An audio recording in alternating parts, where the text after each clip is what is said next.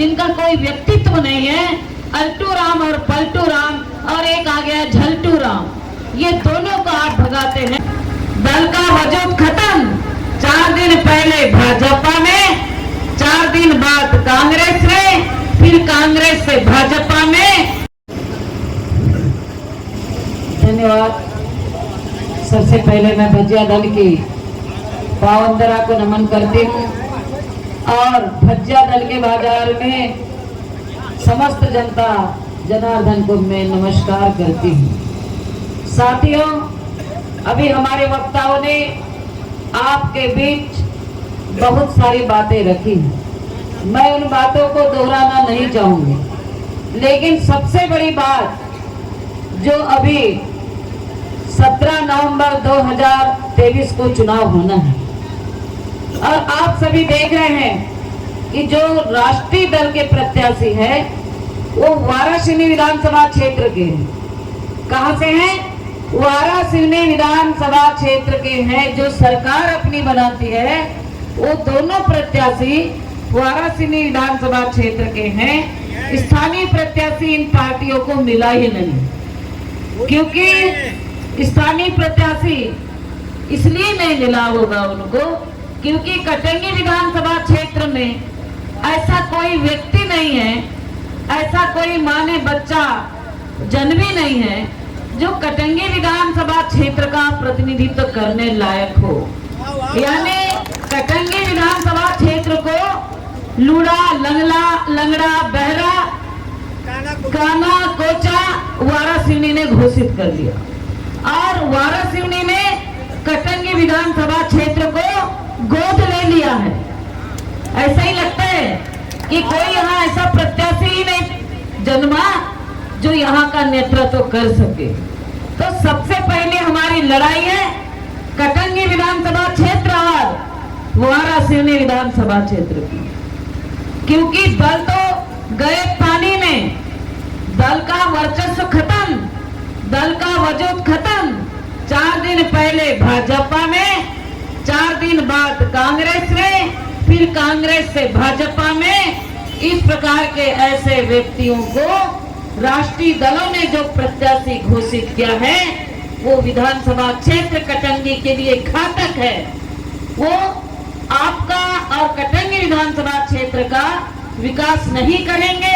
जैसे क्षीर सागर जी ने बोले कि विकास तो नहीं होगा लेकिन विनाश और पतन जरूर हो जाएगा। इसलिए साथियों, मैं आपसे सबसे पहले यही बात कहूंगी कि कटंगी विधानसभा क्षेत्र के अस्तित्व को बचाना है, कटंगी विधानसभा क्षेत्र के भविष्य को बचाना है, तो कटंगी विधानसभा क्षेत्र के स्थानीय प्रतिनिधि को आप चुने, ताकि बार बार ऐसी स्थिति नौबत ना आए कि बाहर का व्यक्ति यहाँ आकर कटंगी विधानसभा क्षेत्र को खलियान बना ले। क्योंकि अगर बाहर का व्यक्ति जब आएगा तो हमारे आने वाली पीढ़ी को कभी भी यहाँ विधानसभा चुनाव लड़ने के लिए नहीं मिलेगा। आएंगे और ये पैर अपने यहाँ जमा के बैठेंगे। तो सबसे पहले मैं तो आपसे यही कहना चाहूंगी कि ऐसे व्यक्तियों को जिनका कोई व्यक्तित्व नहीं है, अल्टू राम और पलटू राम, और एक आ गया झलटू राम, ये दोनों को आप भगाते हैं तो मैं सोचूंगी कि आप में, आपके शरीर में पानी नहीं है, खून है। वह पानी नहीं, वह खून नहीं जिसमें उबाल का नाम नहीं। कटंगी विधानसभा क्षेत्र की जनता में यदि खून है तो निश्चित तौर पर इन दोनों को भगाने का काम करेंगे, तब तो कुछ बात होगी। नहीं तो बार बार बाहर से लाने की आदत बन जाएगी और आप लोगों को कभी कोई ऐसा अवसर प्राप्त नहीं होगा। इनके रहते हुए एक तो विधायक भी रहा है और एक सांसद भी रहा है। जब मैं यहाँ के क्षेत्र का भ्रमण करती हूँ तो सबसे पहले किसान लोग यही बताते हैं, भाई इन्होंने तो एक नहर तक नहीं लाए और आज हमारे खेत सूखे के सूखे पड़े रहते हैं जिससे हम परेशान होते हैं। ना इन्होंने कोई ऐसा बेरोजगारों के लिए रोजगार लाया, इन्होंने कौन सा विकास कराया है? इन्होंने सिर्फ अपना विकास कराया है, क्षेत्र का विकास नहीं करा।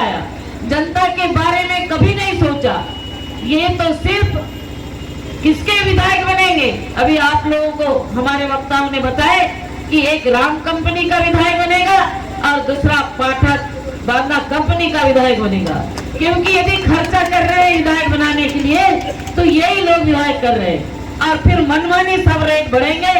अभी आप लोग देख रहे हैं कि जहां भी रेल घाट है वो रेल घाट पूरी की पूरी कहाँ के लोग उस पर राज कर रहे हैं? बांदा के, ये उत्तर प्रदेश के, और ये लोग ठेकेदार का काम कर रहे हैं। तो ये ठेकेदार लोग पूरे विधानसभा क्षेत्र को ठेके में दे देंगे और यहाँ जितना भी है सब बेच कर खा जाएंगे। इसलिए ऐसे लोगों को बाहर का रास्ता दिखाइए और खदेड़ने का काम करें, तब तो मैं ये समझूंगी कि हमारे कटंगी विधानसभा क्षेत्र की जनता में कुछ है दम।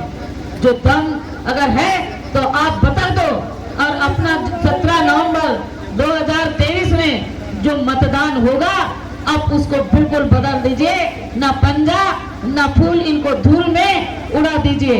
और मैं आपसे निवेदन और सहयोग की अपेक्षा करती हूँ कि निश्चित तौर पर आप केसर बिसेन को एक बार विधानसभा का प्रतिनिधित्व करने के लिए अवश्य भेजेंगे।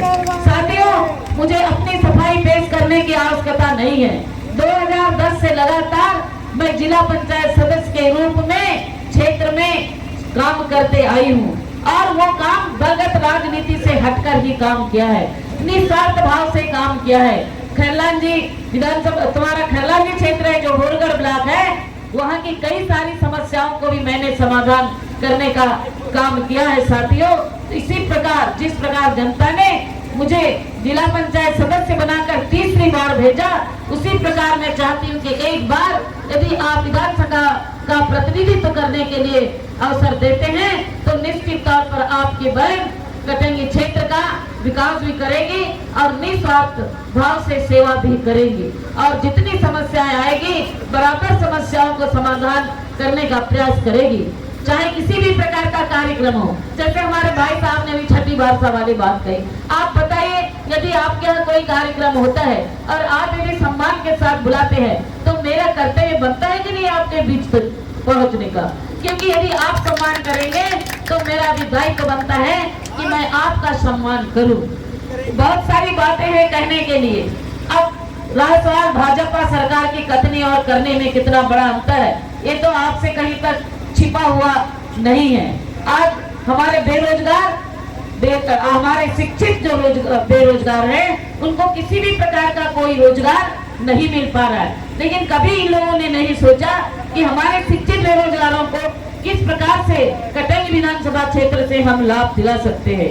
आज अगर हम चाहे तो हमारे कटंगी विधानसभा क्षेत्र में भरपूर खनिज संपदा से भरपूर है, चाहे तो हम उससे संबंधित उद्योग स्थापित कर सकते हैं। या वन संपदा में हमारे पास बांस है, चाहे तो उससे संबंधित हम उद्योग स्थापित कर सकते हैं, जिससे हमारे युवा साथियों को रोजगार मिले और हमारे मजदूर लोग पलायन न हो सके। लेकिन इन्होंने कभी आपके बारे में सोचा ही नहीं, क्योंकि ये तो पद के लोलुप है।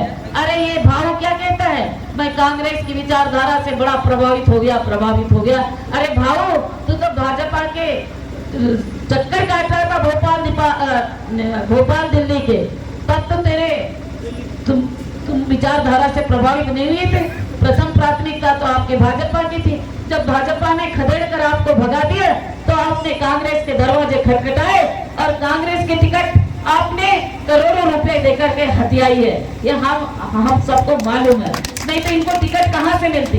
क्योंकि इनका दैनिक भास्कर में सर्वे आपने पढ़ा होगा, जनता ने मात्र इनको 4% स्वीकार किया था और बाकी 0% सब जगह था।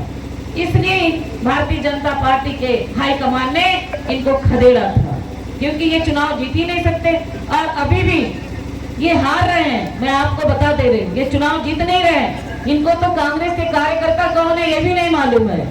ये 4 बनिया इनके साथ चल रहे हैं बस, और कोई इनके साथ दिखाई नहीं दे रहा है। तो मैं आपसे बार बार अपेक्षा करती हूँ कि एक बार आप अपनी बहन को सेवा का अवसर देंगे। मेरा निशान है ब्लैक बोर्ड और 7 नंबर पर है, 7 नंबर है और 7 शब्द का शाब्दिक अर्थ होता है सत्य। यहाँ न्याय और अन्याय की लड़ाई है। फसल किसी ने लगाया और काटने कोई और पहुंच गया है।